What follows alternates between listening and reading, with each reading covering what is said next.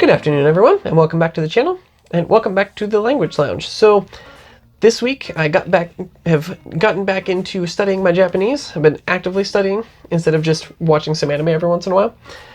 And I haven't actually watched a whole lot of anime without subtitles like I was planning to this week. I've kind of been distracted with other things. But I did end up, I did some review of some of the kanji that I had learned before. I still need to do some more of that to solidify, especially the more recent ones that I learned, to solidify those in my head. But I did do some review on those so that I could kind of, shake off a little bit of the cobwebs that had formed over about a week and a half from the time that I had stopped. So the other thing that I did is there was an app that I had been wanting to use before, and actually the first couple of videos one video I guess that I tried to record a few weeks before I started doing the Language Lounge was I was going to use the Fluent Forever app, but I was going to study German, and the reason for that was because German is one of the languages on my list to learn because Anna's best friend's mother is from Germany and still speaks fluent German. She lived over there until she was late teens, early 20s before moving over here. And so I was going to learn German. And I chose that over Japanese because Fluent Forever did not have Japanese at the time. So, over this past week, this week, I had discovered, after a couple days of review, I happened to discover that Fluent Forever had put Japanese finally onto their app as of June 28th or something like that. And so I was actually able to get that and start using Fluent Forever. But it was one that I had wanted to use from the start because, and I believe I mentioned this in some earlier videos, but Fluent Forever relies on the same thing that I wanted to rely on in my Anki, is that it relies on pictures as opposed to translations. So instead of showing you the Japanese hiragana or even the kanji for the word bolshi, which bolshi is the Japanese word for hat, and it's the only Japanese word that Aiden knows, you would have that on the one side of your flashcard, it would say bolshi, and on the other side, instead of saying hat, it just had a picture of a hat. There was no English anywhere on it.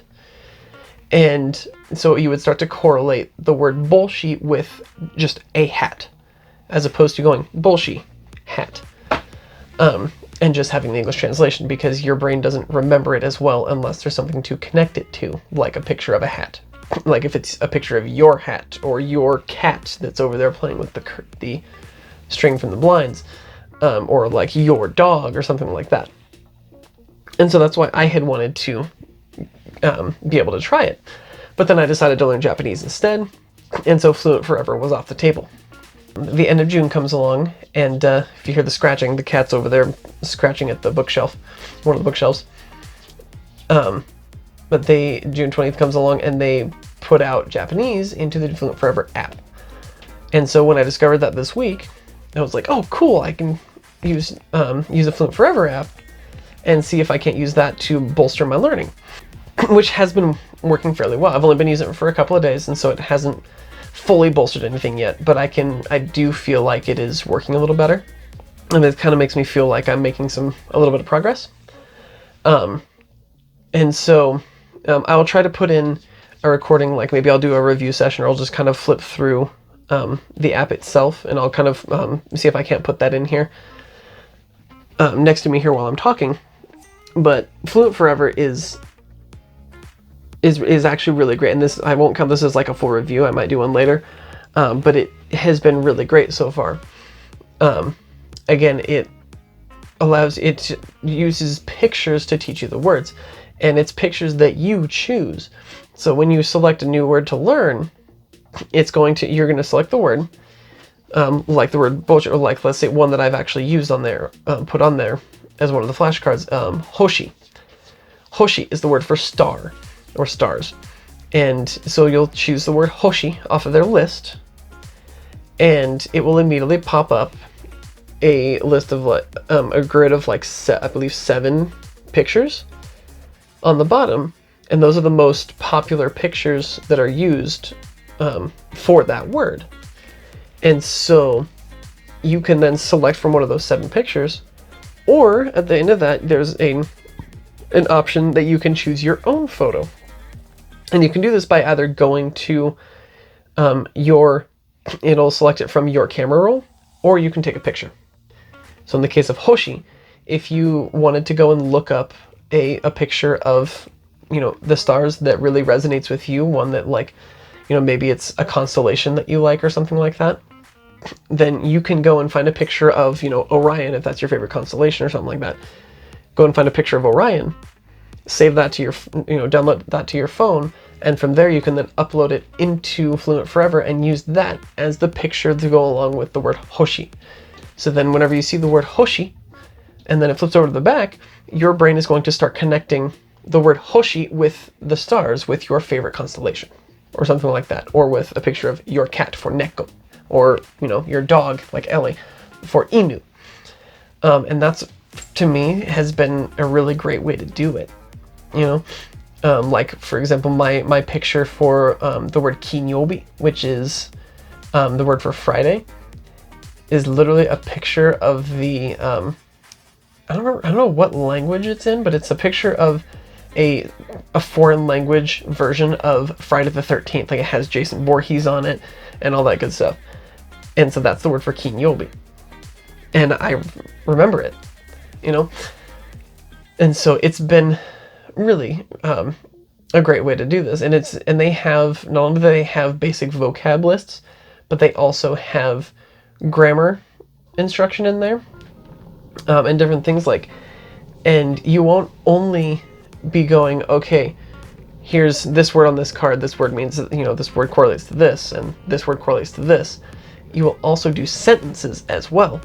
And it does a little bit of sentence mining as you're going. So you're learning different, so you can spend time learning a whole sentence and learning each word in that sentence. If you don't know 5 out of the 10 words in that sentence, you can then select each of those words individually and make individual cards for each of those words, so that you're learning all of those words as well as the sentence that they go in. And you're also learning them in the context of that sentence. And it makes progress seem to go really fast, because then you're learning whole sentences as opposed to one word at a time. And so I've been really happy so far with how that's been going with the Fluent Forever.